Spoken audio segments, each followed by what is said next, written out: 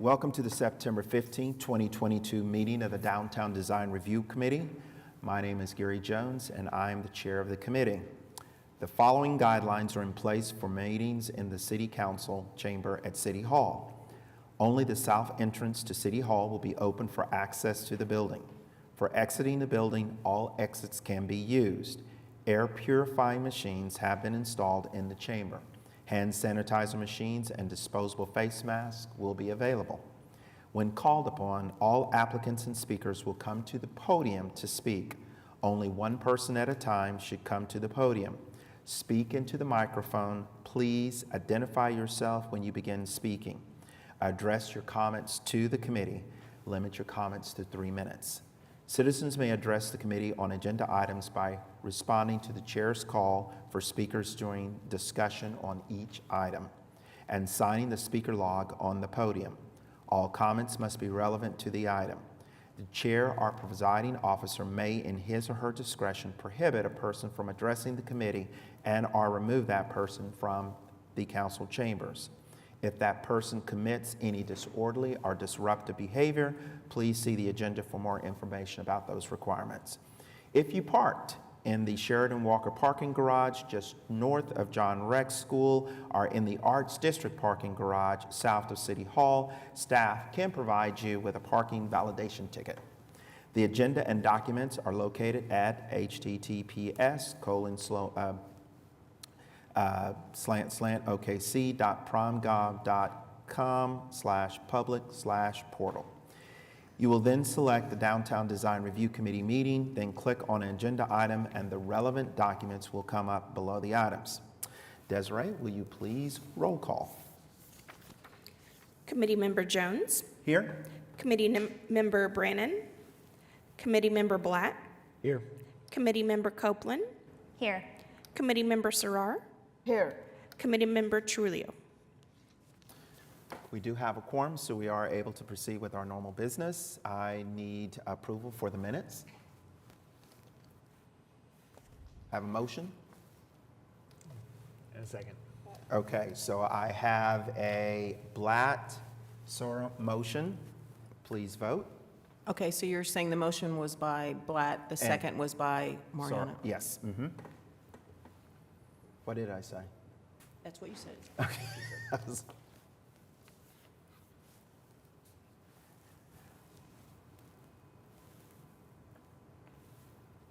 Motion passes. Next on the agenda is cases withdrawn. There were no cases that have been withdrawn for this meeting. We do have a continuance. On the continuance request, I need a motion and a second to approve. And this is to continue it to the October DDRC meeting. Thank you. Motion? I'll make a motion to continue CE 01075 to the October meeting. I have a motion from Mr. Blatt. A second. I have a second from Ms. Copeland. Please vote.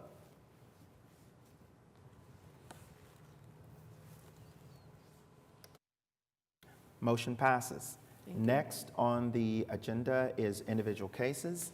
We have... No, we have a consent docket. Oh, consent docket. Did I move past that? Thank you. I'm just rushing right through here. So we have a consent docket, same thing. I need a motion and a second in order to approve the consent docket unless there are any questions or comments from members of the committee. Seeing as there are none, I'll take a motion. I'll make a motion to approve the consent docket. I have a Blatt motion, second. Copeland second. Copeland seconds. Please vote.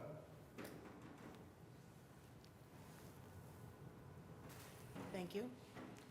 We might wait just a second because most of our audience is leaving at this point, so thank you for coming. Gotcha. Motion passes. Next is cases for individual consideration. We have case DTCA-22-00059 at 420 Northwest 8th Street. Staff? Thank you. Bear with me while I can't see, so let me get over here so I can actually see where the mouse is. There we go.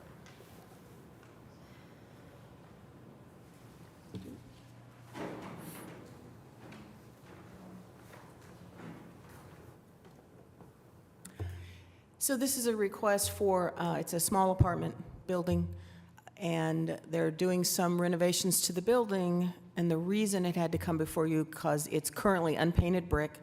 The concrete block has been painted, the brick has not, and they're wanting to paint it. So as you saw with your handout, and I'm going to go through all of those, you can see it's the tannish brown brick. And one of the things that staff pointed out is it is not located in an approved historic district. And it is, we as staff don't consider it as an architectural or historic resource for the city. So this shows good, it has that lower level that is the concrete, and that has been painted in the past, and then you can see the brick not. So I provided a lot of pictures when I was out, and you can see they've actually already replaced the doors, they've replaced the windows. The new air conditioning heating units are proposed to go below the windows. They haven't put those in yet. In looking at older pictures, there were window units, and they were located in all different places on the building. They had been put in over time. And that's the alley view of the property, and just some close-ups of the brick. So in looking at the surrounding area, you've got various one-story buildings around it. Across the street is a vacant apartment complex, and that's across the alley. There's a parking lot next to it that is not part of this project, and then there's a vacant lot next to that parking lot. So let me go back to that one. So this was built in 1969, and I'm not sure how long it's been vacant this time, but I think it's kind of cyclical. The current owners have not owned it very long, and I think one of the first things they did was they wanted to start working on it, give it a facelift, revitalize it, so then it can start being used again. One of the things that I talk about in the staff report is that some of the renderings that you had in your packet showed some signs, but I don't have the specifics on the signs, so that's not included in what we're considering for approval today.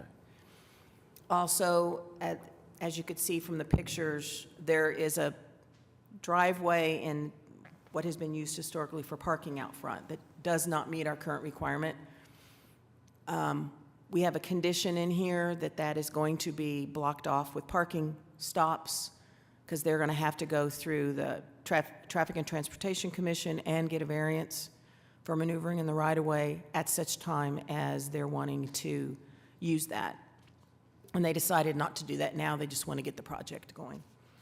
So we included sections from the Building Conservation and Rehabilitation Guidelines that talk about not painting brick.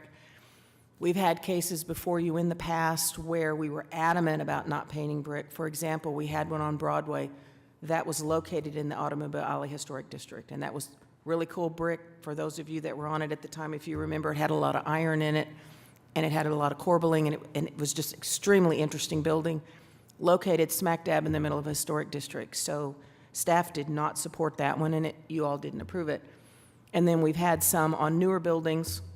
We had a couple of small apartment buildings about this size that were over on 9th Street near Classen that came in and got murals approved to paint on the street, on the end of it.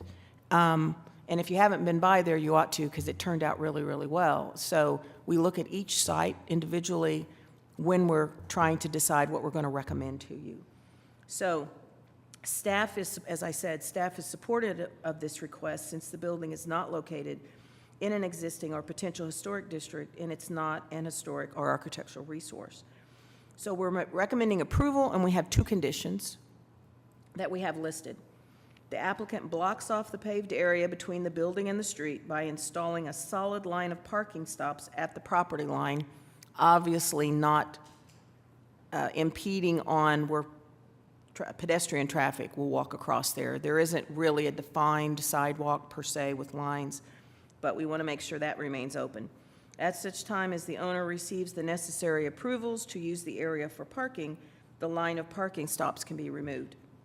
The second one is the applicant verified to staff that the masonry is in such a condition that paint will not create further deterioration, because you can end up with a situation where it traps in moisture, it can do all kinds of stuff, and then it starts, I think the word is spalling, if I'm correct, and the outside starts falling off the brick. So we want to make sure it's the right kind of brick, the right kind of paint for this brick. The applicant and his client are here to answer questions. I might be putting words in David's mouth, but if you have questions for staff. I have two questions. I want to understand the parking stops a little bit more and where they're located. Okay, and I apologize because we no longer put the Okay. application in the, on my PowerPoint. And if the applicant sends me a presentation, because I have that in the email, we will add it. So if you look at, so I'll just have to verbally describe it, hopefully that works for you. If you look at the site plan that was submitted in your packet, The application, yeah, there was a That site one? Okay. plan that just looks like a big rectangle box. oh, okay. Okay, and if you look down to the north, which is, unfortunately is to the bottom, not the top, and you see where it says PL and then 50 foot, so that's the property line. And so where we would be requesting that the line to go would be at the property line. Okay. Across the front.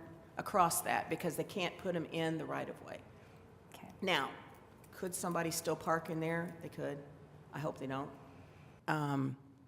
And then hopefully we'll be able to get that issue resolved quickly. And the thought is that's a temporary fix? or- Totally. Okay, Which is why I have it worded the way I do. Great. just clarifying that. And then also, does this trigger any landscape requirements? No. It doesn't trigger landscape requirements. I can't make them fix the sidewalk because there's curbs. At the end of the driveway, there are curbs. Okay. They're not doing work out there. I can't make them fix it. I can't make them put in a street tree. I can't do any of that stuff, Okay, unfortunately. thank you. Are there other questions for staff? As a part of part of a renovation, a certain percentage of it has to go to ADA upgrades. Is that an eighth floor issue? I believe if they have to do that, it's a building code issue, Okay, which would be the 8th floor. okay. But that would be, I believe, confined to the structure itself, because that's what the building permit would cover. Any other questions? So is there any comment from the project folks?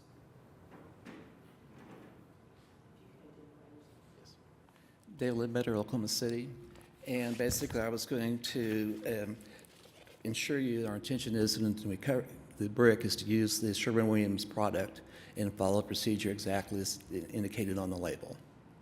And it's Loxon product.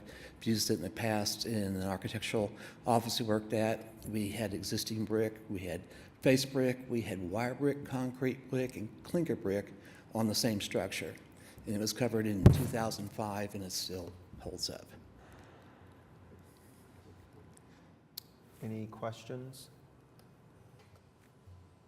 Is that product submitted as a part of the application? It's on the, yes, and the procedure and how to do the application. And prior to the application, the preparation. Okay, any additional questions or comments? Thank you very much. Is there anybody else that would like to speak on this particular project? Okay. Seeing as there are none, committee?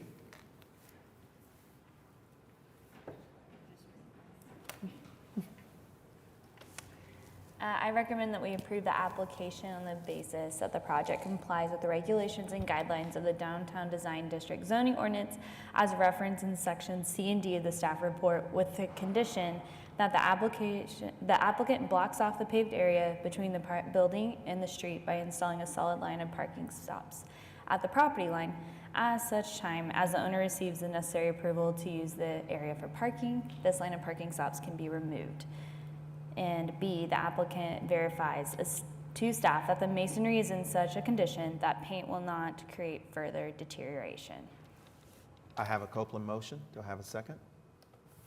I'll second. I have a Blatt second. Please vote.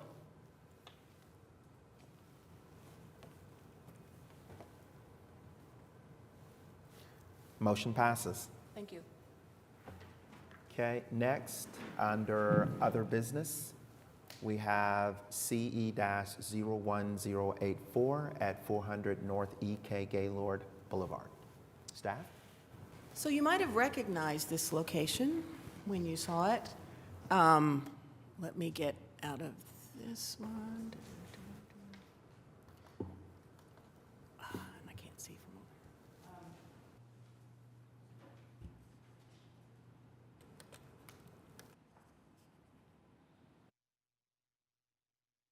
from over.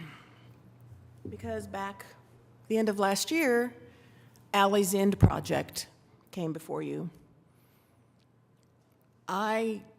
There was discussion about, well, the triangular piece that's in yellow on the screen, if you recall, about them wanting to come in and vacate that. But I didn't realize there were actually platted alleys in there. And I forget sometimes that E.K. Gaylord is relatively, compared to the age of the buildings in the area, a new street.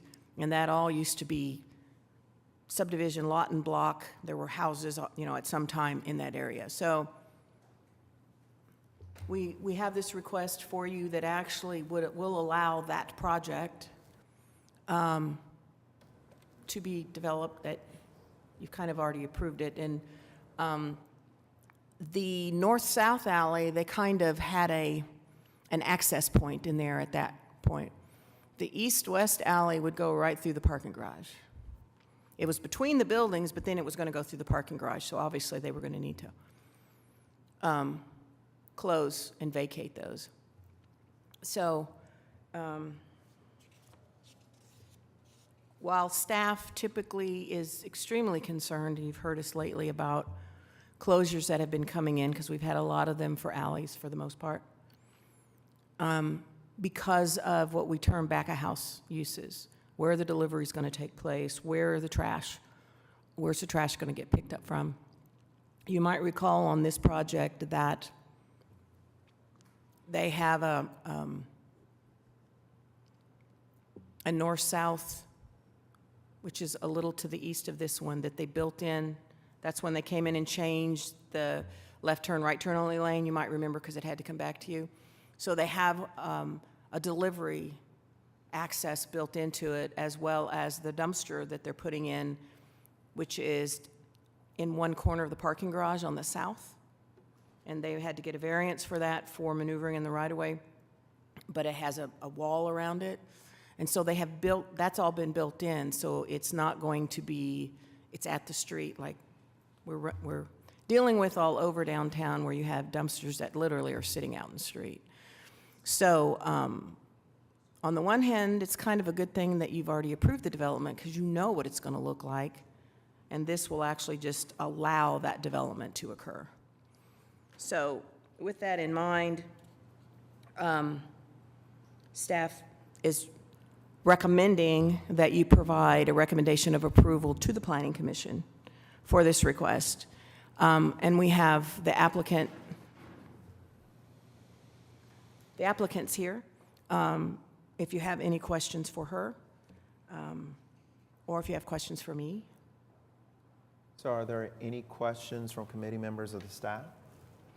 Just verifying that that entire section we're looking at is one owner? Or is it multiple owners? It's one owner. Okay. It's the Oklahoma City Urban Renewal Authority. Okay. Because at one Verifying, point, yeah. there was 2 owners in there, but that got resolved. Great. So there's That just makes one it owner. easier, I think, for us, because that was one of the reasons it made it harder earlier on other applicants to Yes. approve. So I just wanted to verify one owner. It is. Okay, any other questions? With that, we'll allow the applicant to make comments. Thank you, Mr. Chairman. I'm Emily Pomeroy. I'm a lawyer at the Center for Economic Development Law. We serve as general counsel to the Oklahoma City Urban Renewal Authority. Oklahoma City Urban Renewal Authority is the applicant requesting the closure and vacation of the North-South Alley and the former 3rd Street. Laura explained well why we're here. We're trying to help facilitate the development of the site, and given the timing of the redevelopers' efforts to get going on this project, we wanted to be proactive and make sure that we would be able to convey them a development ready site. We've been communicating with Municipal Counselor's Office about the conveyance of the southern portion of 3rd Street that upon the vacation will revert to the city. The city will then be conveying that to the Oklahoma City Urban Renewal Authority. They've agreed to, they have to approve it at council level, but convey it to the Oklahoma City Urban Renewal Authority, who will then, in conjunction with the conveyance of the entire site, also include that. So that's why we're here today. We appreciate your review, and lots more work left to be done on this site, but we're happy to be moving. Are there questions of the applicant? Seeing there are no questions, we're open to a motion. And just a reminder, this is a motion to make a recommendation to the Planning Commission, and you can kind of read it off of there if you wanted to. Thank you, Laura. I'll make a motion to provide a recommendation of approval to the Planning Commission for the request to close the east-west and the north-south alleys lying between Northwest 3rd Street, North E.K. Gaylord Boulevard, Northwest 4th Street, and the elevated Burlington Northern Santa Fe Railroad tracks, and a portion of the Northwest 3rd Street right-of-way. We have a motion. Do we have a second? We have a thorough second. Please vote.